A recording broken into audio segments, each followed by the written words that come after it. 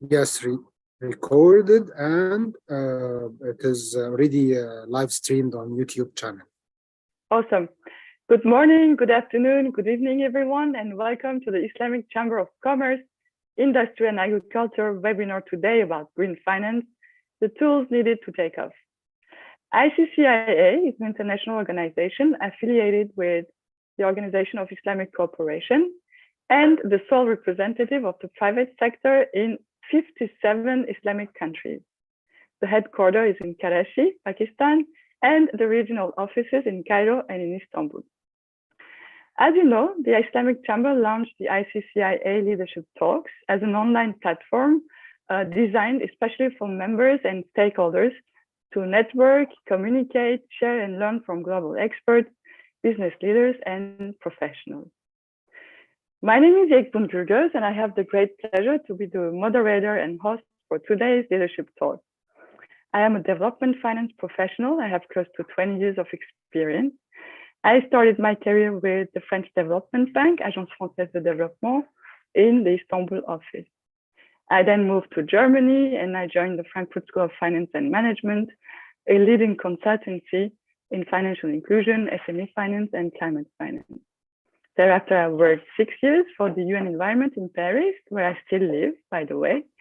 And I am now with UNCDF, which is the Development Bank of the UN, looking after a portfolio of energy access projects in the DRC, and also involved in some of our work in Madagascar.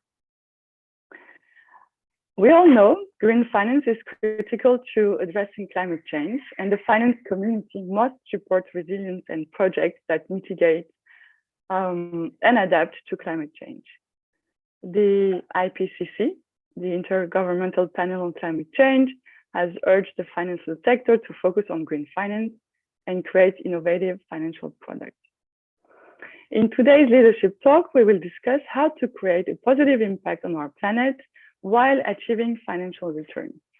The session is live streamed on the ICCIA YouTube channel, and it will be recorded so anyone can watch. It will be on the ICCIA YouTube channel. Today, we have a panel of 4 distinguished speakers. And let me start with introducing you our first panelist, Dr. Özlem Doğalioğlu. She is a legal consultant with more than 20 years experience. She mainly focuses on commercial law, energy efficiency law, and climate change. She has extensive experience in research and consultancy on local, international, comparative, and European energy law. Parallel to this, she is assistant professor at the University of Economics and teaches energy law, competition law, and she works as a mediator on commercial law and energy law. Until today, Özlem has worked as a senior legal consultant and advisor in many energy and renewable energy projects with the leading international financial institutions such as the EU, EBRD, and World Bank. She has strong experience in the provision of technical assistance and capacity building to ministry in the energy efficiency, climate change, and decarbonization space. Özlem will talk to us about sustainable finance. She will set the scene for our discussion today with giving a definition of climate finance, green finance, and she will bring experiences from Turkey. Thank you very much for being with us today. The floor is yours, Özlem. Thank you very much. Thank you very much for inviting me to contribute this valuable webinar. Today, as you mentioned, I'll try to explain the concepts first, and I'll try to give the Turkish legislative perspective and implementation issues. Okay, let's begin with the terms. Generally, we are referring to sustainable finance and green finance, but these are not same concepts. That's why I want to clarify the differences. When we call sustainable finance, actually, we are trying to refer economic, social, and governance issues besides environmental aspects. But when we talk about green finance, we're strictly focusing on the environmental aspects of the funding. And please don't forget that this concept also covers climate finance aspect. So today we will focus on green finance. So what is green finance. This term generally refers to public or private financial initiative, process, product, and that is either directly or indirectly designed to protect the environment or improve natural systems, to prevent environmental damages and manage the current and future environmental risks. What kind of risks we are talking about? We are talking about physical risks, we are talking about transition risks, and we are talking about liability aspects. At the beginning of the definition, we refer to product. Okay, what we are talking about? We are talking about banking, investment, insurance products, such as green bonds, green tech loans, green investment funds, and climate risk insurances. Another issue, we should be aware that what is green, because there is no common definition about green. Generally, renewable energy generation, distribution, storage, energy efficiency in domestic and in industrial buildings, green transport, recycling, pollution prevention, water conservation, forestation, usually accepted as the green. But on the other hand, nuclear energy, fossil fuel efficiency are more often contested or infrequently cited as green. From that point further, we have to think about the regulatory framework. As I said before, I'll focus on Turkish market. And in the framework perspective, I divided into the subject two parts: what we did in the international area and what we did in the national perspective. In the international area, we are the party to the United Nations Framework Convention, Climate Change, since 2004. Since 2009, we are party to Kyoto Protocol. Also, we signed Paris Agreement and recently ratified, and it is in force as of December 2021. We declared our net zero emission target, which is by 2053, and we updated our national determined contribution with the commitment to cut our emissions by 41% from the business as usual by 2030. Okay, these targets require investment. What amount, how much investment we are talking about? Reaching net zero targets requires estimated $101 billion in energy, transportation, building, industry, and other sectors by 2030. And it is not an easy job. So,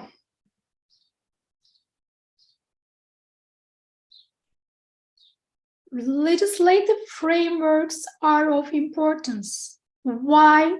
Because legislative frameworks will scale green financing up by reducing uncertainties before green investment. That's why we have to focus on the regulatory frameworks. What we did in this area, I can say that green finance framework gained momentum as of 2019 and particularly in 2021. We adopted serious regulatory and non-regulatory initiatives. These were part of Economic Reform Action Plan. We published our foreign direct investment strategy, compatible with the Green Deal, European Green Deal aspects. We adopted and we published presidential circular concerning Green Reconciliation Action Plan.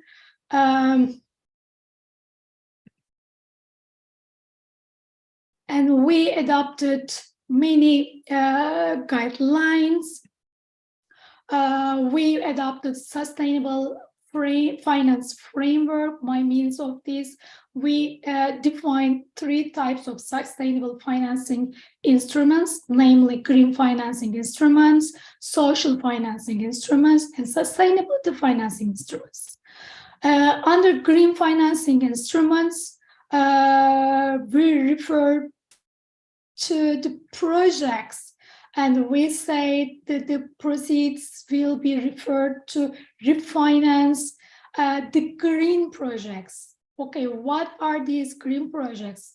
Renewable projects, energy efficiency, sustainable water, wastewater management, and the others.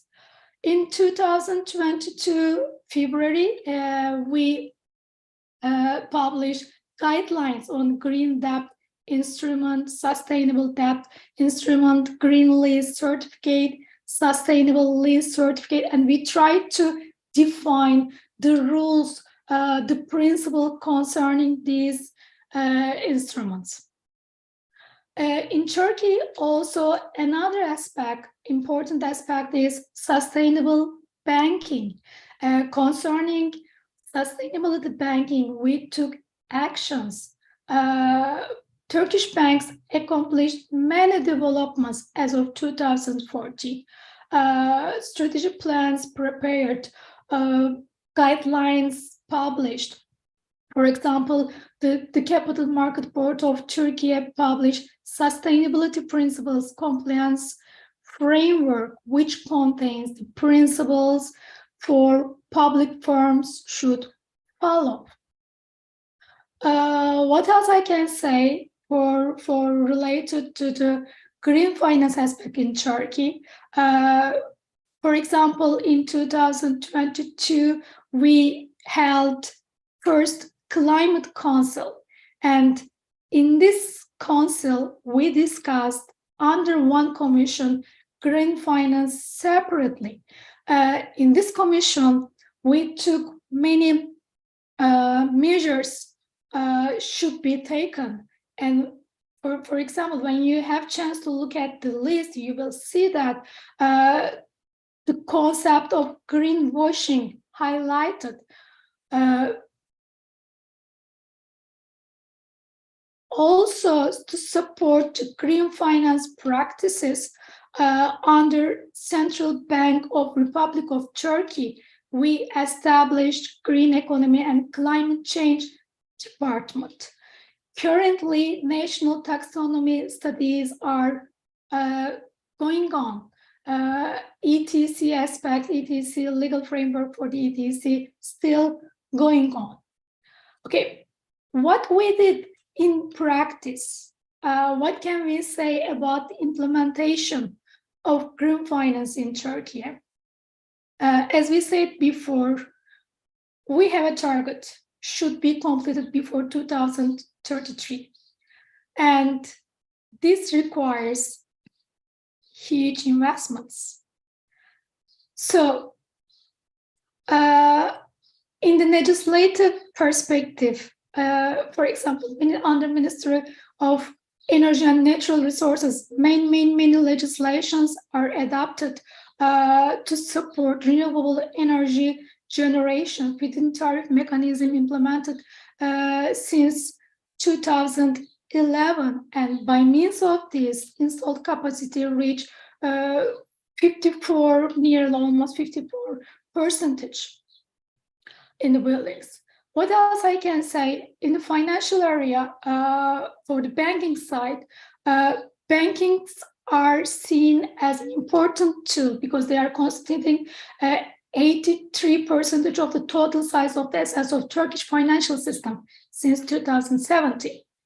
First green bond, green infrastructure bond was issued in November 2016 under private-public model with development-backed credit enhancement. In 2017, Global Compact Turkey's sustainable finance statement is signed by 80 banks operating in Turkey, and they accepted that to make environmental and social risk assessment will be part of loan assessment process. This is really important. What else I can say? The green finance sector in Turkey had the opportunity to develop and progress with different green theme loan programs. For example, Turkey's Sustainable Energy Financing Facility is a program developed by the European Bank for Construction and Development to provide financing for public and public sector sustainability, sustainable energy and efficiency investment. Industrial Development Bank of Turkey has provided fund for more than 300 renewable energy and energy efficiency projects. In the field of green bonds, Garanti Bank in 2009 issued green bonds amounting to $50 million with the maturity of 5 years. The first green sukuk in Turkey was issued in 2020 by Industrial Development Bank of Turkey. As a summary, what I can say, we believe legislative frameworks are scaling up green finance for the purpose of supporting environmentally sustainable growth. And green finance and green products such as green bonds, green loans, green credits, green sukuk are newly developing concepts in Turkey. But green financing is a really important tool, and in Turkey, generally developing based on guidelines, but by means of newly adopted regulatory framework and increasing awareness in both public and private sector, it is expected to green finance to be transformed into a huge sector in the near future. Thank you very much. Thank you, Özlem. Thank you very much. You walked us through the steps taken by Turkey in adapting its regulatory framework to meeting the very ambitious target of the NDC, the nationally determined contributions. Maybe for the audience, the NDC, or intended nationally determined contribution, it's a non-binding national plan, which is highlighting the climate change mitigation and targets for greenhouse gas emissions reduction. So we know that the countries have updated their NDCs after the Paris Agreement, and Turkey has quite bold objectives, as I can see. And I have to say that sustainable banking practices in Turkey, you mentioned strategic plans, guidelines, the Capital Market Board's sustainability principles for public firms. This is all very impressive, and I have to say Turkish banks have been among the first movers in the SME space, small and medium-sized enterprises finance. They have been innovators, and I can see that they're also pioneering in the green finance field. So that's very encouraging. Thank you very much. We will park the questions for the end of the webinar. So please don't hesitate to type your questions in the chat, and we'll be happy to answer at during the last session of the webinar. For now, we will move to our second speaker, Alexei Semenov, to speak to the subnational taxonomy. Just as a way of background, in June 2022, Alexei joined the Green Financing and Climate Policy Project Office of Russia's National Economic Development Institution, which is called WebRF. In this position, Alexei focuses on the issues related to ESG and green financing in the international context, including the development of the Eurasian Economic Union taxonomy. Prior to this, Alexei worked with the Gazprom strategic analysis team, and in this capacity, he did energy market analysis with a focus on regulation issues and corporate analysis research. He holds a PhD in law. So, Dr. Semenov, please, the floor is yours. Thank you for the invitation. Do you hear me? It's okay? Yes, I'll start to share my screen at the moment. Just a minor adjustment to a speech. I used to work with WebRF at the moment. I'm the independent consultant. So let me share the screen at the moment.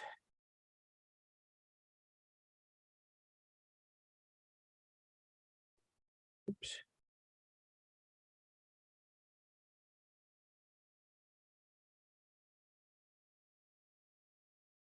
Wait a second.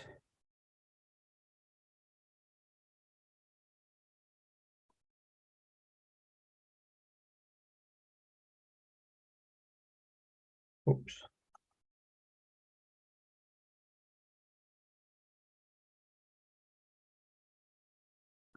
Just give me a second, but it kind of a technical trouble. Minor. No problem. Now we are used to those things. Okay. Oh, okay. Okay, it's okay. Do you see the screen? I think it's loading. It's loading, yes. Okay. I can, if it is not, yes, it's okay. It's showing now. No, it's Perfect. okay. Okay, I'm free now. Well, just a few words about the very interesting and promising instrument like the model taxonomy. It was developed for the Eurasian Economic Union by the State Development Corporation, WebRF, together with the Green Finance Center of Astana International Financial Center. It's the main objective of this model taxonomy is to promote and narrow the member states' approaches in the context of the green finance tools development across the Eurasian Economic Union, as well as to ensure the free capital movement. So the model taxonomy prepared, I suppose it's one of the first criteria formed for the integration association, which can provide the basis for developing of updating the national taxonomy. So what's interesting on the screen, so the picture on the right side, it's generated by the artificial intellect for the request green financing. It's a green financing in the understanding of the artificial intellect. So the next slide. Oops, wait a second.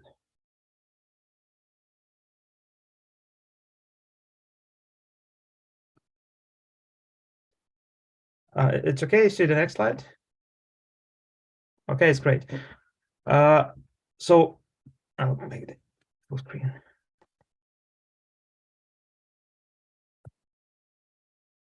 Well, a few words about the Eurasian Economic Union. It's an economic union of the several post-Soviet states located in Eurasia.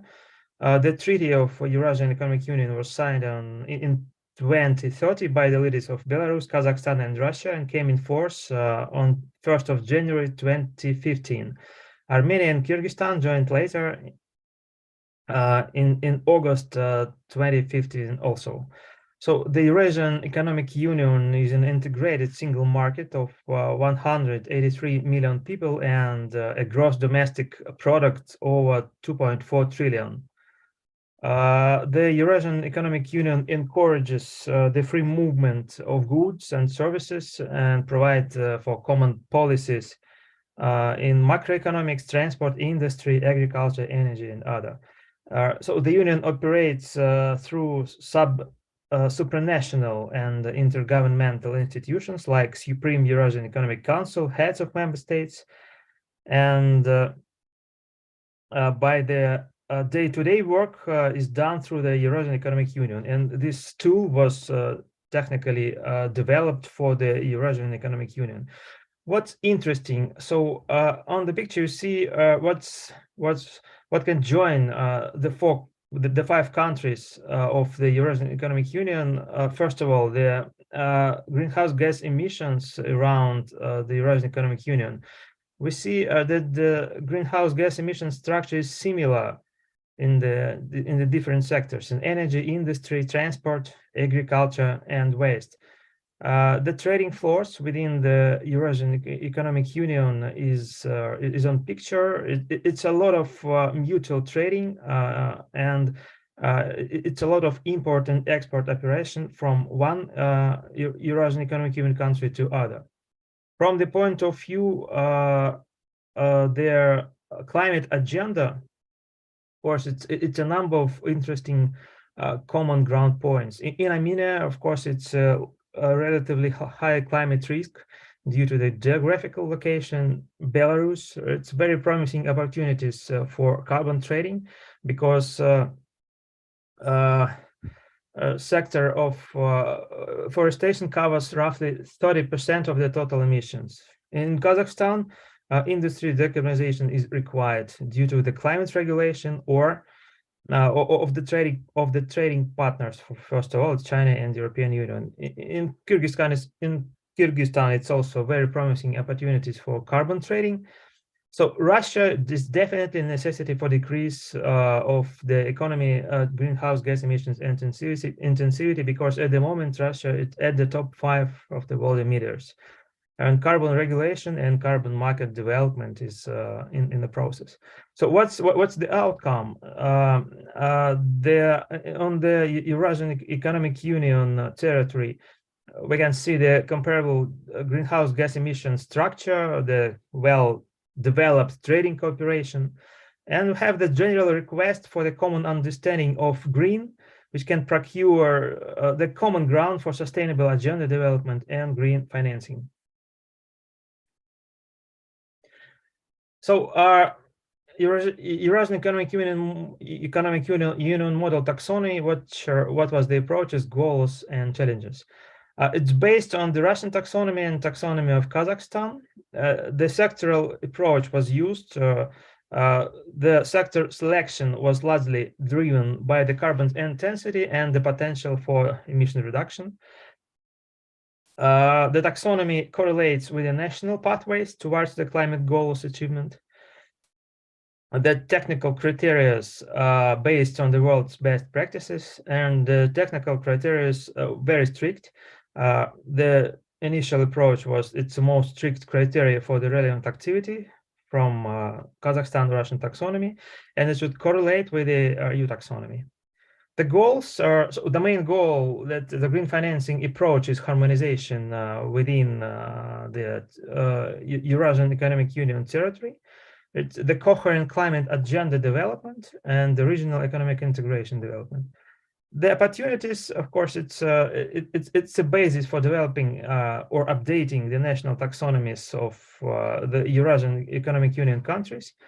It's a potential protection against the external treaties like CBAM in Europe, and it's fostering or transborder green financing on the territory of the Eurasian Economic Union territory.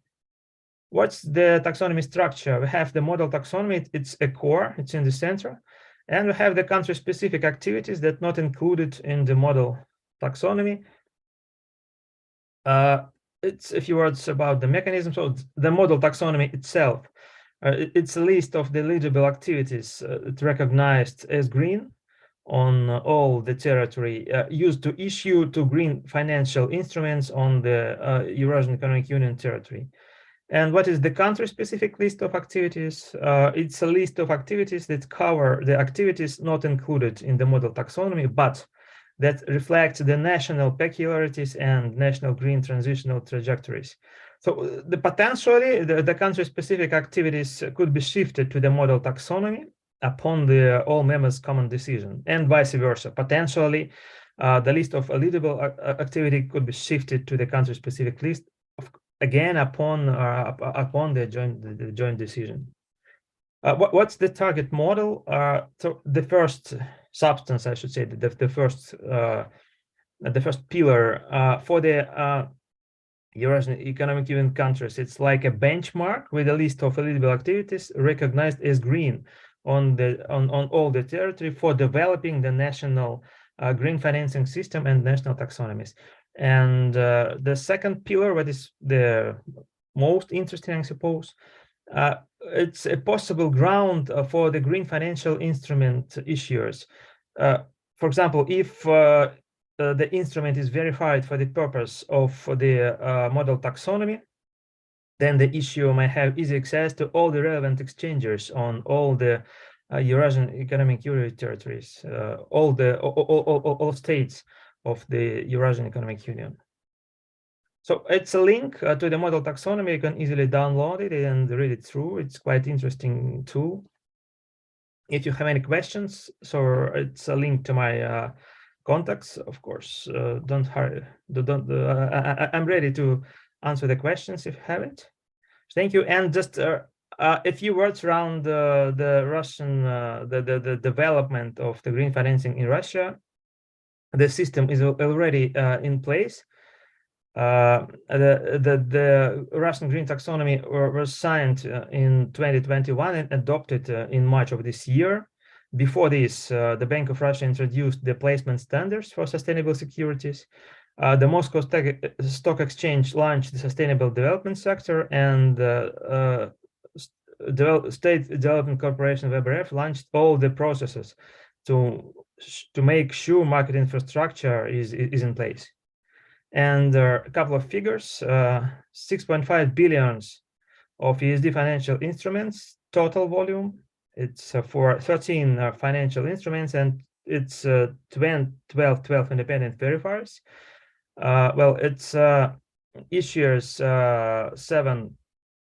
The most of them, of course, related to the issuers with a sovereign credit rating. It's roughly 4.3 billions.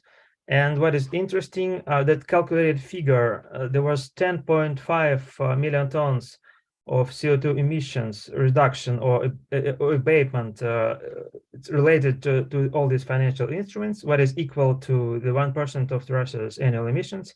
And what is the cost? Of course, it's calculated cost related to the environmental effect of all these financial instruments. It's $17 per CO per 1 ton. It's in the context of the green taxonomy, it's only $1 for the transitional taxonomy. So that's all from my side. Thank you for attention. I'm glad to answer all the questions. Thank you so much, Alexei. I was taking notes as you were speaking. It's super interesting, and especially I was interested in looking at the value for decarbonization figures. I think it would be really interesting to put that in perspective and see, against the INDC targets of the 4 countries, Russia, Kazakhstan, Kyrgyzstan, and Belarus, if I'm not mistaken. Five countries: Russia, Kazakhstan, Armenia, Belarus, and Kyrgyzstan. Armenia. I was missing Armenia. Thank you. Thank you again. And please, if you have any questions, type them in the chat, and our panelists will be happy to answer at the dedicated session for the question and answers. Before further delay, I want to give the floor to Noah Owomugisha. He is the head of Green Growth and Business Development Services at IB Finance. And he will speak to us about the tools that are needed to basically meet taxonomy requirements, such as the one that we have just seen. What do the financial institutions have to put in place to be able to comply with such a taxonomy? But before that, I want to give you the profile of Mr. Owomugisha. And Noah, he has over 10 years of technical experience in green growth, socially responsible and impact investing, climate finance, ESG, market systems development, program and project management. As the head of Green Growth and Business Development Services at IB Finance, Noah is responsible for ensuring that all implementing partners, especially financial institutions, are mainstreaming ESG principles and green growth practices in their operation. So please, Noah, tell us about the way that financial institutions are complying with taxonomies, such as the one that we have just been presented with. Okay, thank you so much,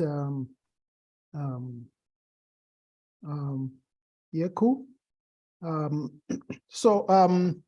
I'm again very grateful for this opportunity to come and share what is happening on the Uganda side. Yeah, most of the work has been done in terms of background information from the first two presentations. I will, what I can say is that Uganda at least has at the policy level, at the ministry level, which is the Ministry of Finance, where the green finance is, we have relevant policy documents. We have the National Green Growth Policy. We have we are working on a national green finance taxonomy. We have the revised national determined contributions document ready now. We have the national climate change policy, and then I mentioned, I think, the green growth strategy. On the side of ABI Finance, which I work for, we already have a green agribusiness taxonomy, which is actually going to be part of the inputs into the national taxonomy, and is available. This is information that can be accessed from our website, which is abi.co.ug. Just go to the publications tab, and then you'll see green publications, and the taxonomy is there. So I'll quickly maybe mention as well what ABI does briefly, if you can allow. ABI Finance is a social enterprise, but working with financial institutions. We deliver our intervention in financial institutions. We mainly have 3 products. That is lines of credit, that is loans to financial institutions. That is a product for basically addressing the liquidity challenges. We know some institutions actually do not have the right dedicated financing for green investment. So we give them liquidity to be able to lend to agribusinesses. We have another product which is called the agribusiness guarantees. We have now gone ahead to green them. This is for de-risking. Basically, we commit to pay a portion of the outstanding loan amount in case a loan goes bad, which was lent for agribusiness. In this case, green agribusiness, if it is a green loan. Then we have capacity building for financial institutions. That is our financial services development product, basically to build capacities of financial institutions. Like other speakers have mentioned, for example, if you look at what is happening now around promoting green finance, everyone is in the learning mode, including those who have been doing financing for decades. But so there has to be someone to do the hand-holding, and ABI does that in the case of the Uganda financial services sector. I'll quickly give a snapshot of where we are in terms of green finance, and basically to show why these tools are necessary. We did a survey about covering leading financial institutions in the country to see basically where each of them is in terms of implementing green finance. Of the 42 which we sampled, of course, they were biased towards Greek. ABI Finance works with the institutions doing in the agriculture in financing agribusinesses and smallholder farmers, but none of them had a dedicated loan product for climate change adaptation investments. 30 out of the 42 had loan products for climate change mitigation investments. Of course, the adaptation deals a lot with basically adjusting businesses to live with the changing climate or to continue to thrive. Mitigation looks at, of course, trying to make the climate change problem less, or even trying to alleviate it altogether. So issues around clean technology, solar, were covered. So most financial institutions offer those. The challenge is, though, that Uganda being a close to negligible emitter, our biggest problem is actually not emissions. Our biggest problem is cushioning our businesses to continue to thrive in the changing climate. So adaptation should be big on the financing agenda in our case, and surprisingly, in our financial institution, we surveyed had a dedicated product. One of the other requirements, according to greening for financial institutions is that they should promote green information literacy. But all the 30, for example, who had loan products focusing on green, were only promoting their loan products with messaging just for maximizing sales.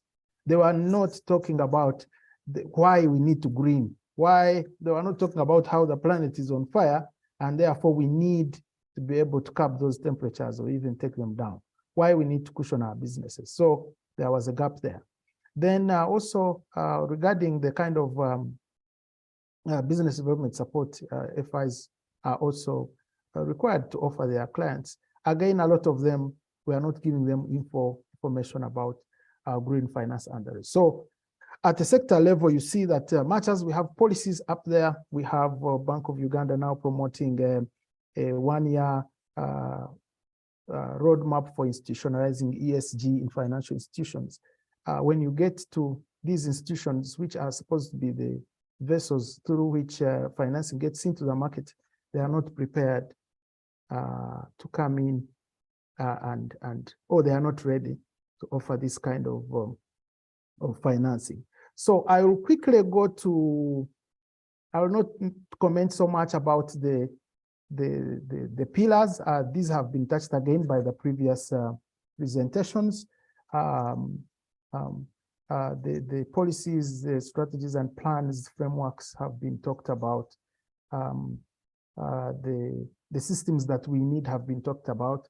The capacity, I'll also hint on it in the checklist. So I'll pause the presentation and share the matrix, what we call the green checklist, and which is a bit more granular in terms of the kind of tools and details. I'll touch a bit of more detail in a few minutes of what we need, at least at the financial institution level, to be able to implement the green finance, but also go ahead and share and enable access to this financing. Let me share the second, the matrix already. Yeah, so kindly confirm if you're able to see this, and then I'll proceed. Yes, we can see it. Thank you so much. So having learned that most of the financial institutions are actually not ready for implementing of the green finance, we had to benchmark on global level tools and standards to come up with parameters that we need to work with these institutions to track and put in place, stuff to put in place so that green finance can actually be actualized in these institutions. Most of them, of course, are ready in terms of knowledge, in terms of interests. We've done workshops here and there. The intros are there, have been done. Each one knows, is seeing the changing climate. But in terms of practically having structures, the tools that they need on a daily basis to offer this green finance, several institutions are still behind. So we try to get all those parameters from one classification of what is green and not green in terms of indicators and measures. In addition to the taxonomy, we benchmarked a lot on the Rare Markers Handbook, which gives us the indicators and measures for climate change adaptation and mitigation. We are also keen on biodiversity conservation because often a lot of those aspects, especially for things we don't see with our naked eyes, are forgotten. The fungi, the bacteria, the algae, all these small organisms are on ground or above ground or below ground, which are necessary for our survival. So we focus on those three. Then we also adapted the Alignus social and environmental performance management tool, very important as well. And this is inclined to financial institutions. And basically, it's a tool investors use and the other institutions which are in the financial services space to check whether the relevant financial institutions they would work with are actually mainstreaming ESG principles and therefore have practices in their institutions. So these are the main benchmarks. We grouped the parameters in the checklist based on the McKinsey 7S framework. And so I'll go through them quickly. I hope yeah, that really covers a bit of context, but also in terms of where I would like to go or to see in terms of green finance tools when it gets to the financial institutions level. So the first S is on strategy, where we look at policies that holistically cover the ESG matrix. So that is very important for us because much as, for example, climate change, which is mainly an environment issue, is here with us, you cannot tackle it without addressing the social issues. If one member of the household is trying to conserve land, conserve trees, and the other one is cutting the same trees for firewood, and they are not discussing, because one is left out in terms of awareness campaigns, in terms of prioritizing each one to participate in decision making, then you have an issue. If you have institutions which are living down behind some demographics, some social groups, then it won't work. So we look at, in terms of the policy environment of these institutions, how are their policies comprehensive? Are they mainstreaming these green objectives? How do they talk about climate change adaptation investments and practices? How do they talk about climate change mitigation and biodiversity conservation? So that is on the strategy bit, but again, we also look at the practical bit around the strategies. What do these institutions do on a normal business day, or in a quarter, or in a year? So we check whether those green aspects or ESG aspects are within the business plans and strategies. We also, under the strategies part, look at the partnerships. What partnerships they pursuing to implement green finance? For example, when we were trying to develop the green agribusiness taxonomy, we had to partner with the Global Green Growth Institute, the Uganda office, to get this done. So yeah, and in this case, we are keen, for example, on looking at, yes, partnerships are there, but are they formal? Do we have MOUs? Do we have contracts with clear responsibilities for each actor in terms of what they'll be doing? On the side of systems, we are looking at tools. They may be having policies, yes, which reflect their ambitions and intentions in terms of mainstreaming ESG. But do they have the systems in place to implement this? If you look at, again, us being in the part of the world where, you know, we are still in the development phase, be it at policies, be it at governance, be it at training, at technical capacities, you find that, yes, they may have a policy, but systems are lacking. In this case, again, we look at the products, we look at the literacy services, how are people getting to know this information. We look at the infrastructure. One of the pillars, as you may have seen in the presentations I was sharing, is for us to be able to implement green finance, we must have you know, robust monitoring, reporting, and verification systems. Otherwise, green washing will definitely be a risk that we'll be dealing with, which can have very dire consequences on the implicated institutions. So we have to look at the management information systems. We have to look at our banking systems for the financial institutions that are offering, say, the green loans, confirm that indeed we are able to adequately measure, report, and third parties can come in also and verify this information and rate it as credible in terms of the information, in terms of what we report to be doing. The other aspect we look at is the structure. When we look at the organograms of these institutions, do we have champions there? Do we have dedicated positions from board to management all the way to operations, where these institutions, with clear indications that green finance is being mainstreamed in the structure of the institutions, and they have the capacities and the resources to do that. There is the staff bit. Again, for example, in Uganda, you find that most of the staff who are now moving towards the green finance positions or responsibilities in the institutions are mainly staff within the PR space.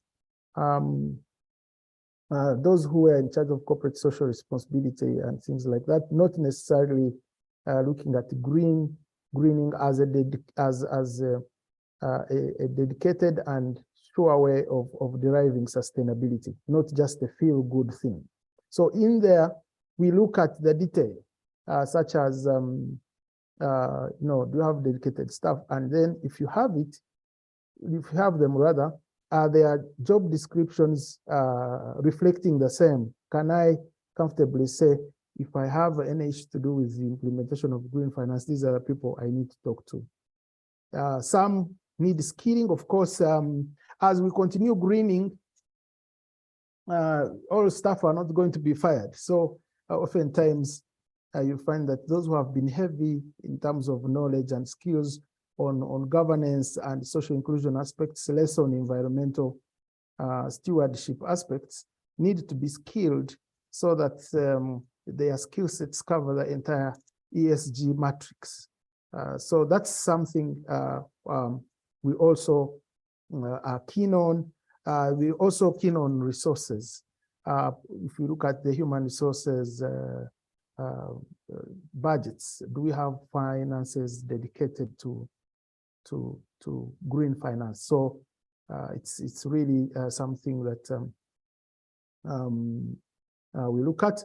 Style. Style mainly looks at behavior of those with responsibility to manage or to run operations of these institutions.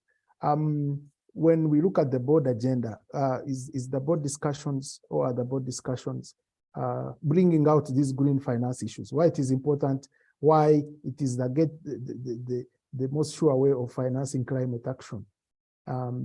Do the minutes as the agenda of these committees indicate that issues are being discussed and followed up and closed? So that is those are the aspects we look at, and the underlying tools, of course. I've tried to mention several of them under each S that we look at. And our belief is that if an institution can score well, can perform well on each of these aspects, then it will be adequately equipped and resourced to implement green finance. Thank you. I'll wait for your feedback. Over to you, Yeku.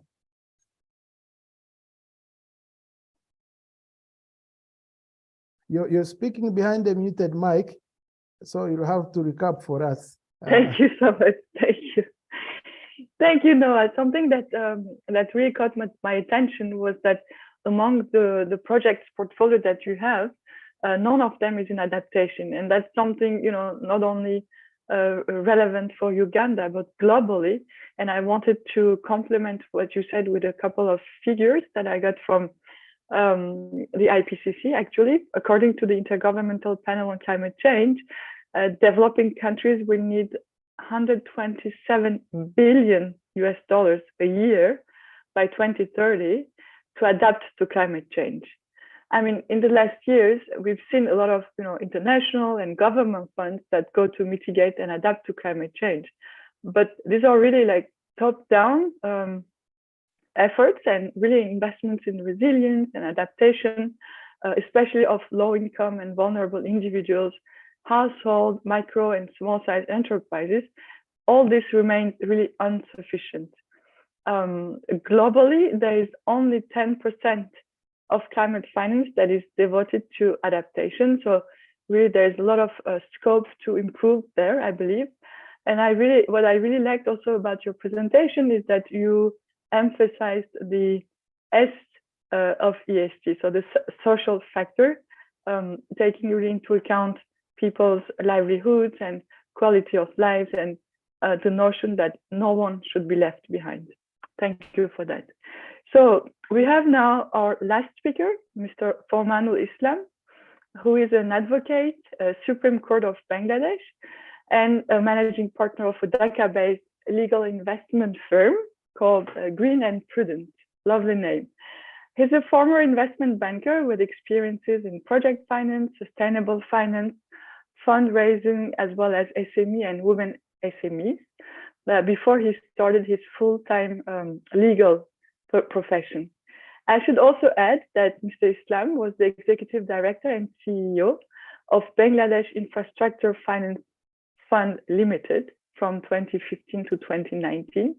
The Bangladesh Infrastructure Finance Fund Limited is a leading non-bank financial institution in Bangladesh, which has a mandate to finance infrastructure and eco-friendly projects. And before that, he served at ICCIA, the Infrastructure Development Company Limited, which is another government-owned NBFI in Bangladesh for 14 years. And the last position that he had at ICCIA was Deputy CEO.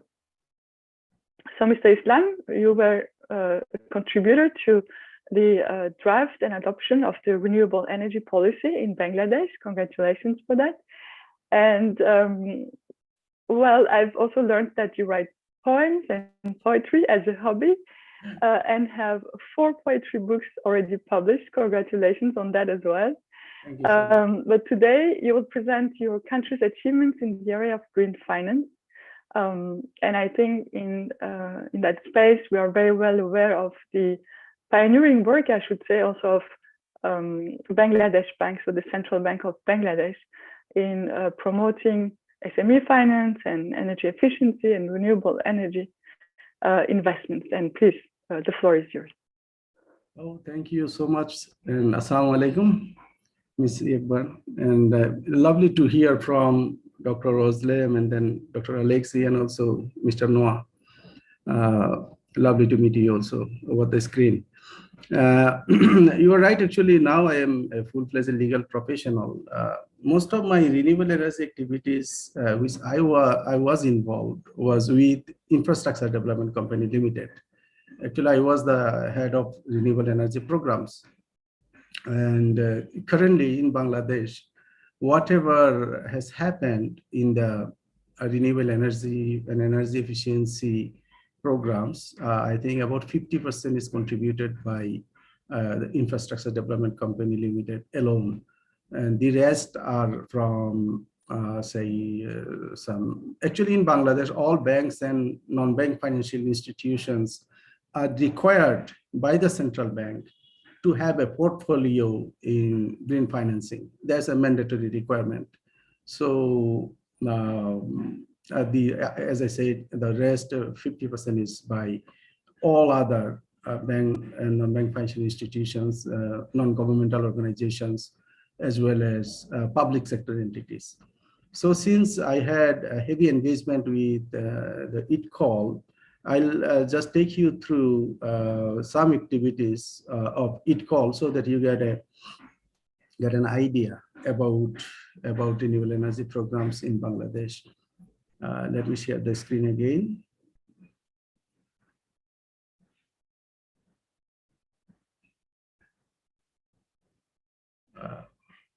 So can you see this thing? We can see, thank you. If you could go full screen, it would be even better. Okay. Let me check. What is that? Sorry. Is it okay now or? It's okay. We can see very well. Okay. So if you can see, here. This is the target for Bangladesh. You see, renewable energy target by 2030 is 8,000 megawatt. It's the government's target, and that is 10% of total generation. And it looks very ambitious target, but government development partners and NGOs are giving their efforts to achieve this target. And I'll show you how much so far has been achieved as well. And for 2041 is a 40% installation from area. That is also very, that sounds very, very ambitious. That is 24,000 megawatt is expecting from renewable energy side. Those are targets actually. And then if you can look at here, these are the mixes actually. Total installed capacity, that is 24,625 so far, all from all types of fuels, including also renewable energy. So you can see coal, HFO, power import gas, AG, renewable energy is very small. Mostly actually 45.47 is actually gas and high speed diesel. So in our country, natural gas it was actually once upon a day, it was thought that we are floating over gas. And so those big companies, global companies, they came here, they explored gas, and they sold it through some partnership method. But nowadays they realize that no, actually we are not floating over gas anymore. So we have to focus on other fuels. So HFO is the second largest, I think, high speed diesel and other stuff. So now government is shifting its gear towards renewable energy and energy efficiency. And installed grid tied solar PV capacity is about 459 megawatts so far. One is the largest, Beximco. The others are quite a smaller scale. And ITCOL is playing a pivotal role in financing this kind of projects in Bangladesh. But this Beximco probably is not financed by ITCOL. They sourced the money from issuing green sukuk bond in the stock. Then let's see what are the initiatives ITCOLs have undertaken so far. These are the standalone, very small solar home systems for off-grid. I think ITCOL's program should be the largest in the world by perhaps 5.2 million solar home systems, totaling 210 megawatt peak. It ranges from 8 to 10 watt peak to 120 watt peak, 150 watt peak. And then irrigation pump, solar irrigation pump, ITCOL has done 1,523. 42 megawatt. And mini grid projects are few hundred kilowatts capacity. All these are actually established in the off-grid areas. And then Mr. Islam, sorry, yeah. I don't want to interrupt you, but if there's a chance that you could put on presentation mode, actually, it would be better, I think, for the ones that are following from small screens. If you go to the bottom of the presentation, of the screen, sorry, yes, bottom. Yeah. There's some, like an icon a little bit further right. Yeah. Yes, this one. Okay. All right. Thank you so much. Is it working? Okay, so there are also ground-mounted solar projects. And then also from renewable energy, ITCOL is focusing largely on biogas. Biogas mostly coming from cow dung as well as poultry litter.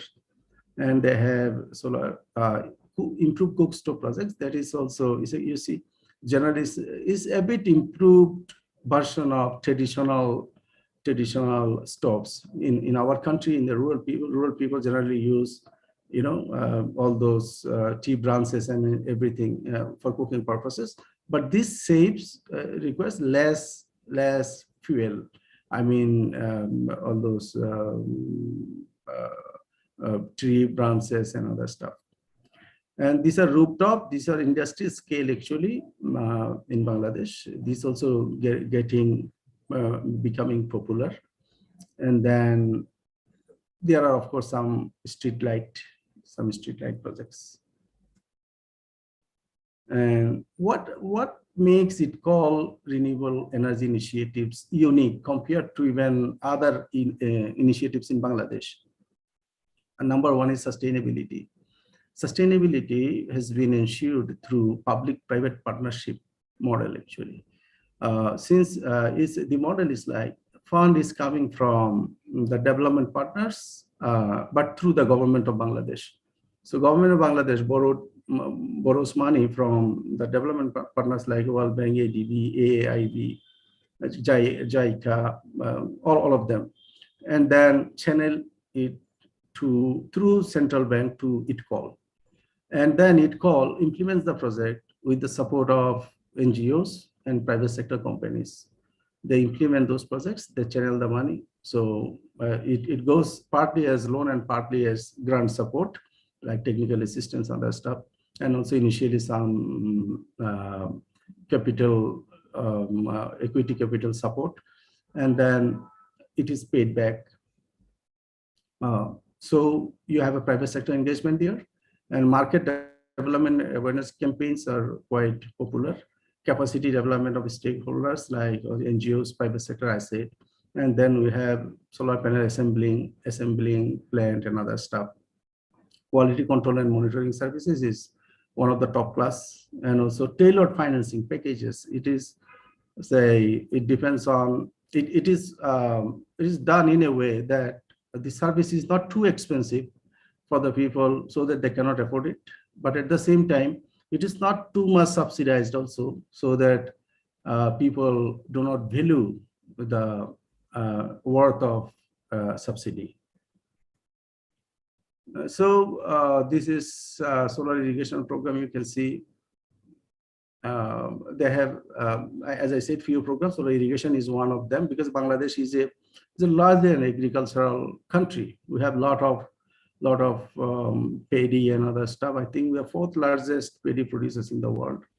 So solar irrigation is a requirement. So till date, most of the irrigation pumps were run by diesel. So we wanted to replace them with solar panels.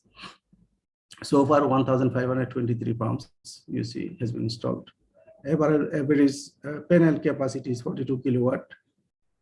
Pump capacity is like that, benefit 70,000, 50 acres, up to 50 acres paddy. So 2 million liters per day is the water it can pump out. Then their target is 10,000 by 2030, and there will be significant emission reduction, 10 million tons of CO2. So for financing mechanism is like grant, EC, loan, and equity. Grant is almost 50%, and then some equity. And potential is very high, since, as I said, in Bangladesh, we have multi-crop lands of 39.96 lakh hectares. Lakh means 100,000 actually. So of that, 29.72 lakh hectares are irrigated by diesel pumps. So these are the potential area where you can intervene and then reduce the number or replace the number of diesel pumps with solar pumps. Rooftop is a relatively new concept, and these are industry scale. And KfW, World Bank, they are focusing more on this project actually. So for 54, they have done 96 megawatt, and 26 are operational. In the pipeline, there are 22 projects. Target is 300 megawatt. The financing is modality is 80% of project cost as loan, 5% to 5.5% say per year, and 20% is equity requirement. Utility scale solar grid tied projects. These are again funded mostly by World Bank, ADB, AFD, and also ITCOL has a fund to set, and it's required to be set aside and to be reused actually. So that is from AFD and JICA. That fund needs to be reused for energy, renewable energy program. So just flowing back. So they approved 3 projects, 138 megawatt, and in the pipeline there are 11 projects, equity 25%, loan 75%. Interest rate is 9%. US dollar is say is overnight rate plus 3.75. Tenor is 15 years. Grace period 2 years. These are for utility scale projects. Domestic biogas projects, they have installed 60,000, more than 60,000 already, 300,000 beneficiaries. And firewood savings is almost 65,000 ton per annum. And chemical fertilizer saving is 55,000 per annum. And installation 100,000, and there is emission reduction of 7.66 million tons over project life. They're supporting 450,000 beneficiaries so far. Solar home system program, as I said, it is the largest off-grid system in the world, I believe. And so far 4.13 million individual system have been installed. And as I said, 10 watt peak to 130 watt peak. 18 million beneficiaries, 165 megawatt.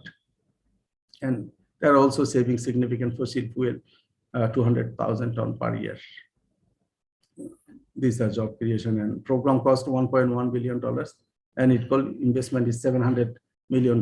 That the rest $400 million are coming from the NGOs actually, as I said, because 20% equity is given by them. Solar mini grid projects, these are again off-grid, small scale, but grid quality power they can provide. Total capacity 5 megawatts over 100 to 280 kilowatt per hour. And 26 projects have been installed, benefit 120,000. Improved cooktop, as I said, these are small units, but in rural household, every household has one stove like this. So 3.87 million so far installed, and thermal efficiency tier 3 and above, more than 35%. Fuel saving is 5.95 million tons per year. Emission reduction 4.72 million tons CO2 per year. Beneficiaries 17.02 million. Because in Bangladesh, average household has about 5 members. Street lighting is generally for municipality areas, and different municipality, they undertake these kind of initiatives. They have installed more than 300,000. Average is 65. Installed 90.5 megawatt all over Bangladesh. Green climate kind of fund is like, ITCOL is one of the, actually I was the focal point for this, accredited for GCF in Bangladesh, one of the two. And okay, so far US dollar 250 million loan and US dollar 6.5 million grant is available for promoting energy saving technologies from RMG and textile sector particularly.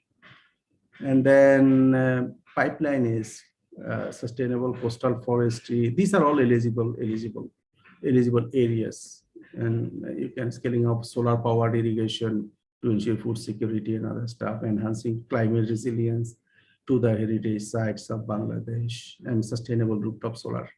So these can be financed or are being financed from GCF support, mostly coming from KfW as well as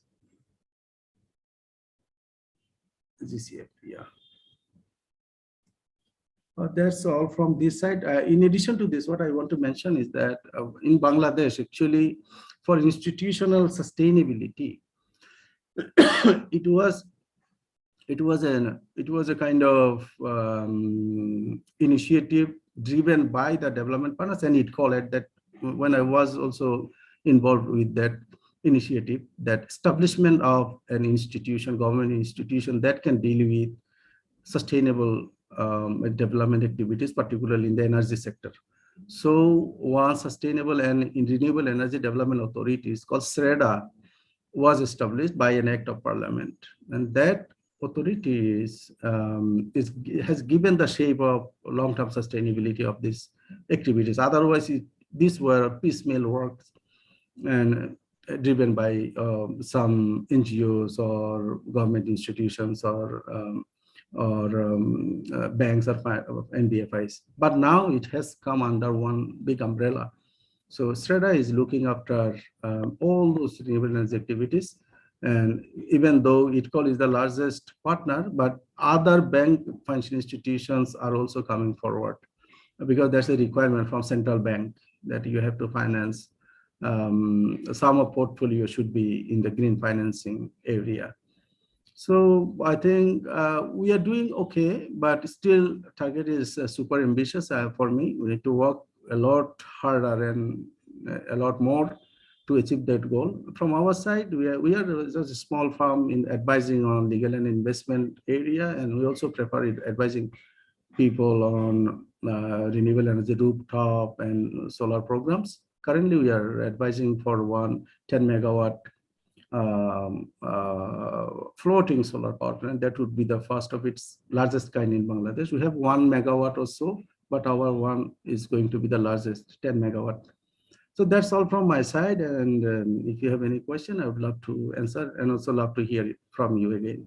Thank you so much. Thank you. Thank you so much, Mr. Aslam.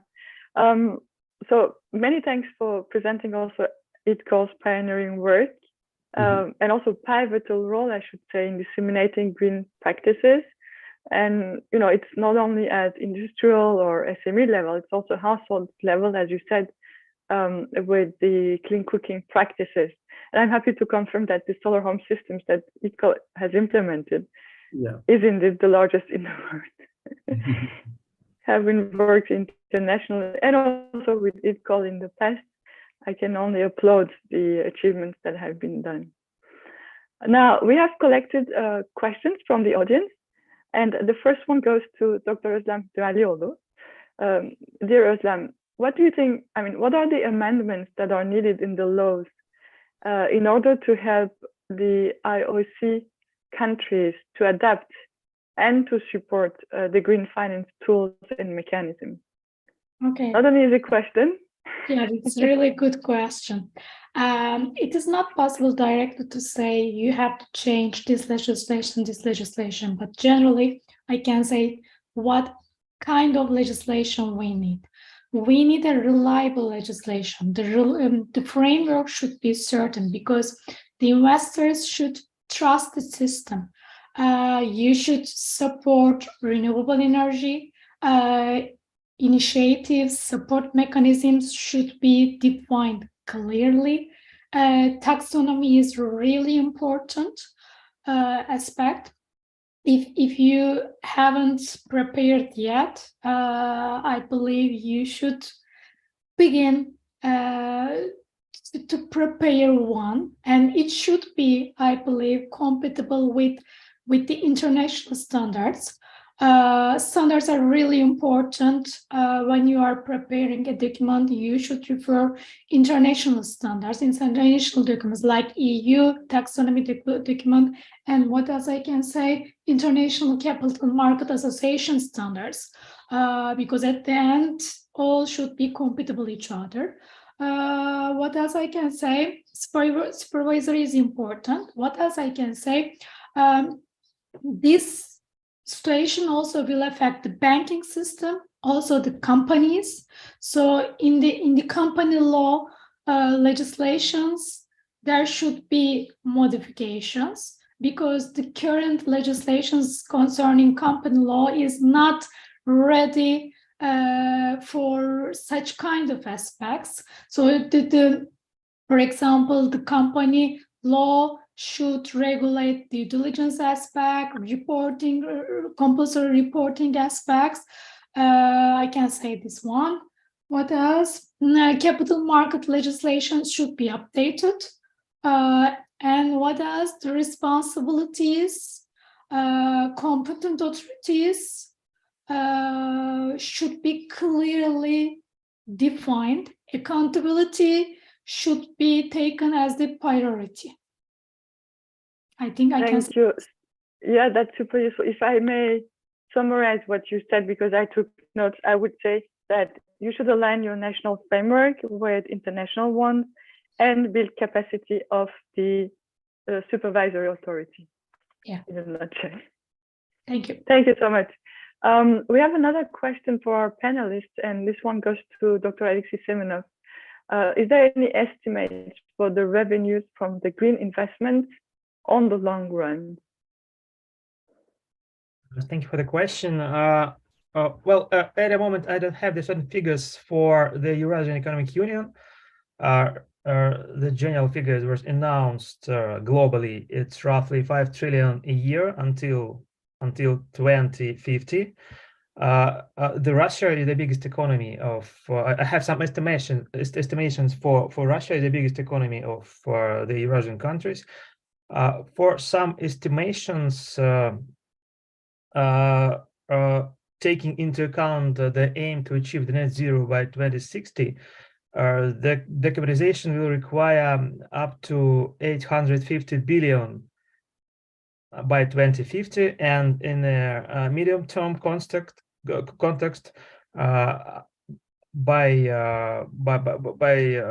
2030, approximately 315 billions is required and this money is allocated generally between the green infrastructure, green industry, green energy, and new industries. So that's the figures that I have at the moment. Thanks. That's quite promising, I should say. It goes by trillions. Another question from the audience that goes to Mr. Noah. How can the traditional financial markets utilize the green finance tools and mechanisms? Oh, thank you. That's a good one. Yes, as we saw, the challenges around green finance implementation cut across all the pillars for green finance, from having the policy frameworks to having the right, rather the policies, then to frameworks for operationalizing those and strategies, to having the dedicated financing, to having to training the staff, to having the right products. You'll find that yes, they may have the liquidity, but they don't have, for example, a product with lending terms and conditions, for example, that integrate the taxonomy aspects to cause that financing to be channeled into green investments. So the tools have to be looked at in terms of what is required at all levels, from the skilling, from the liquidity, from the de-risking mechanisms, the policies, the strategies, and to the MRVs. There is a big risk. A lot of campaigns have been on mobilizing financing for green investments, but you'll find that we do not have really robust systems for reporting on these investments. If someone says because an activity is a direct climate change adaptation investment as per the taxonomy, and I'm implementing it, then I'm doing green financing. But when you come in to ask them about what the benefits that are accruing from these investments, they are not in very good position to actually account for what is being achieved with the investment. So as we put much effort in knowledge creation around green finance, availing or resource mobilization or funds mobilization into for investing in these investments, we must pay equal attention to the reporting bit, because when it is time for accountability, the money will be gone. But we'll need to say, yes, here is proof that money went out to the right investments, and the impact is here. The emissions have gone down. Climate resilience of enterprises has grown. A survival rate of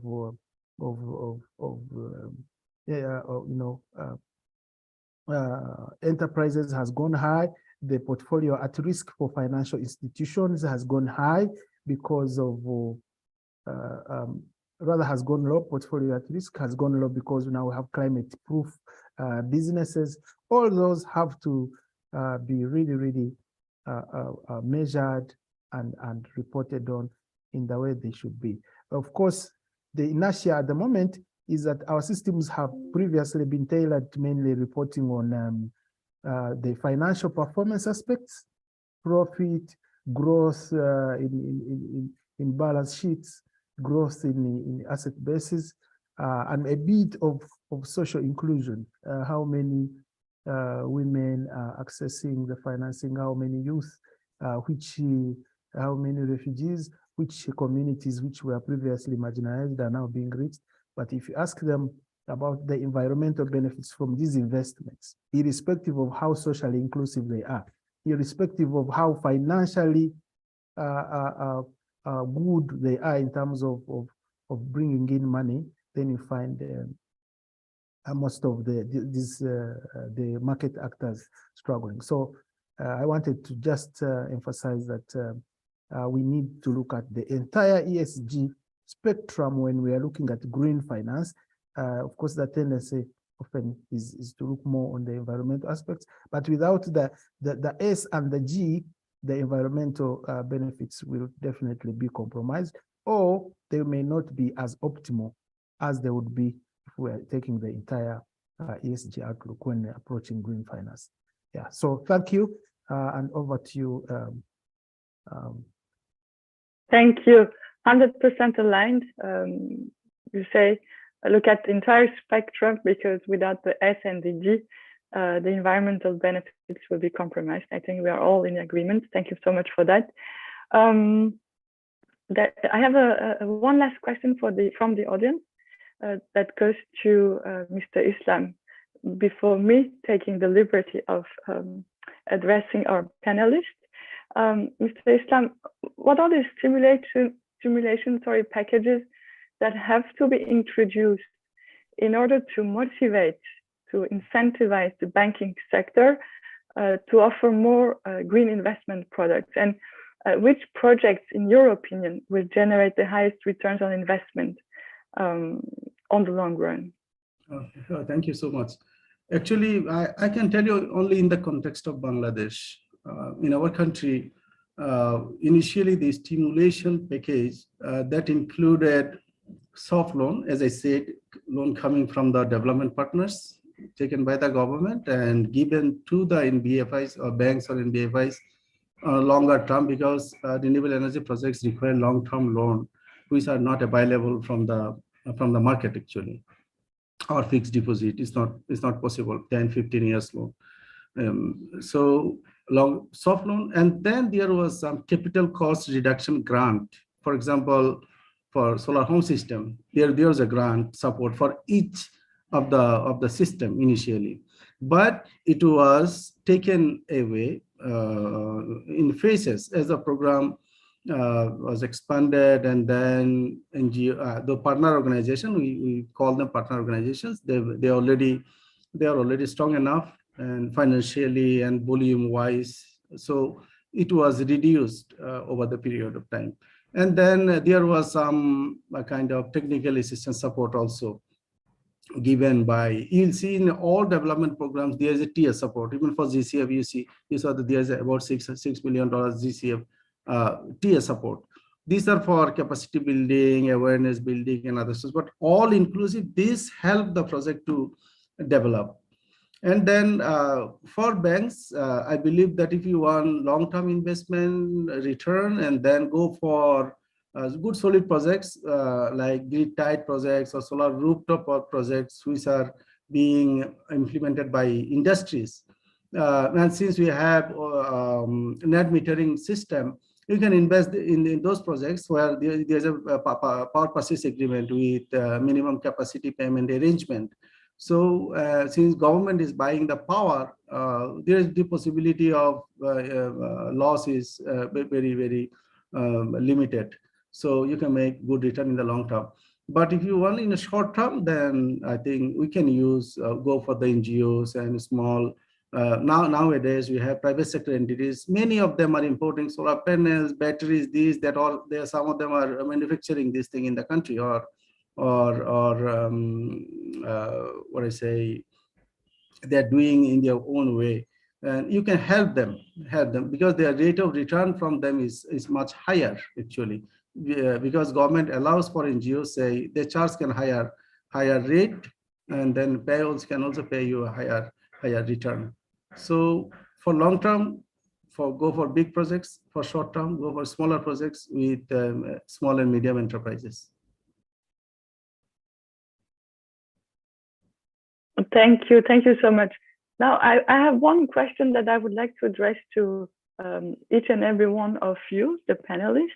If you could maybe give policy advice to policymakers on how to accelerate this green finance structure in OIC countries. And maybe, Mr. Islam, you can be the first one to take the question if you feel comfortable with that. Because of since I'm on the screen, let me do from my side first. I think OIC as an organization can develop a policy, say for all of its members, who is a kind of umbrella policy, under which all those stimulus package, you say, technical supports, capacity building, could be shared, and shared by the members. They should have necessary arrangement for fund also. Currently, say World Bank ADB, they are giving fund individually. Fund is so important because it requires long-term fund. And then the byproduct of renewable energy is, say, carbon emission reduction, and etc. Which sometimes it's so difficult to find good market actually to sell them. So they can facilitate this thing. If you can make the activities commercially viable, and then private sector can take up. So the initiative, government-run projects so far in our country has not been so much successful. But projects run by the non-governmental organizations and private sectors, those are more sustainable and then spread like anything, because they know the marketing expert, they have the marketing expertise, and then providing after-sales services and other stuff. And they can also be held responsible if service is not provided properly, unlike government departments. So one umbrella policy under which members will subscribe, and they'll share their knowledge, experience, and then financial resources also, whoever needs what. If you, as a whole, if they want to do it, I think that would be the best idea. Thank you. Thank you very much. So you're suggesting or calling for or recommending an umbrella policy to which the stakeholders in each country could abide. And then you're saying that, if the activities are profitable anyways, the private sector will take up. Absolutely. All right. I see Dr. Dearol Islam nodding. Would you like to add something to this? Yeah, I definitely agree. The most important thing is to reduce the uncertainties. So, as mentioned, legislative framework, national framework is necessary, and the products, green products, what will be these should be defined, and taxonomy aspect shouldn't be ignored. Awesome, thank you very much. Please, Alexis, would you like to contribute as well? Yes, thank you for a very interesting question. So from my point of view, we have a general global request for defining, for understanding what is green and what is transitional in the global context. And I suppose that the good idea would be to harmonize the approaches on the regional level or on the level of the certain unions.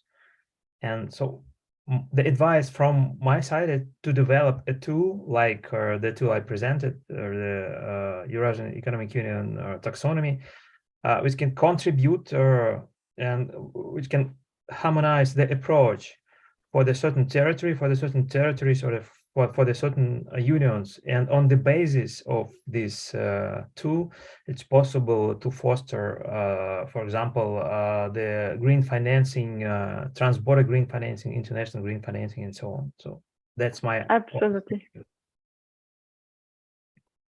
Thanks. I see we have an alignment. Yes, Noah, please. Yes, thank you, Yeku, and those who have spoken before.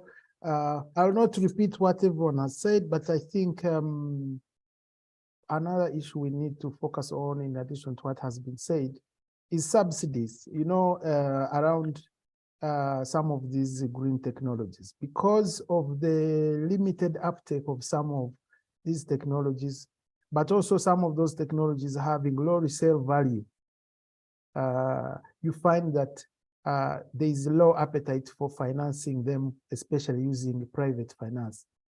So, you know, having partnerships or having subsidies which enable, which de-risk these kind of investments would help. We have had a bit of schemes here in Uganda where government, for example, on climate insurance comes in, crop insurance comes in, subsidize a certain proportion of the premium. And you realize in our case that within one season, because in Uganda we have 2 seasons of rain, so we have 2 cropping seasons, the subsidy for the whole year is actually utilized within just 1 season, meaning the uptake is increased for crop insurance because government is coming in. Of course, with time, as numbers grow, as value chain actors get more involved in purchasing the insurance policies, as the critical mass builds, then it will be. But also as the sector is demystified, the risk around agribusiness is demystified. You find that private, the service sector actors, the insurance providers will come in and start to actually lower the premiums because indeed some of these green investments are not as risky as they think. There is also the issue of capacity. For me, I think there has been enough cry around the climate change challenges, around the bad manners that we are doing, which are contributing to this climate change problem. But I don't think there has been deliberate investment, especially by national governments, into those small things we need to fix within our operational environments. So just like we have, for example, national institutions on guidance, on education, on stuff like this, we need to come in with very, very clear policies around green literacy, so that you know, just like we learn what we need to learn around hygiene and around agriculture from the lower levels of lower ages of our lives all the way up to universities, then we are able to also have this green literacy promoted at all levels and directed by very clear policy on how it should be done. I think that will help a great deal, because if people know their problem and there's a lot of goodwill being established as they appreciate the problem and solutions are being provided, very cost-effective solutions, I believe at that point the policymakers will have played their part. Then private sector can go in and play and allow the factors of demand and supply to manage affairs around green finance. That's what I can say. Over to you, Koyoko. Thank you, Noah. Absolutely, capacity building and de-risking with targeted grants and soft loans, and demystifying green finance. And by the way, I think that was one of the flagship reports of UNEP-FI, the finance initiative of the UN Environment Programme.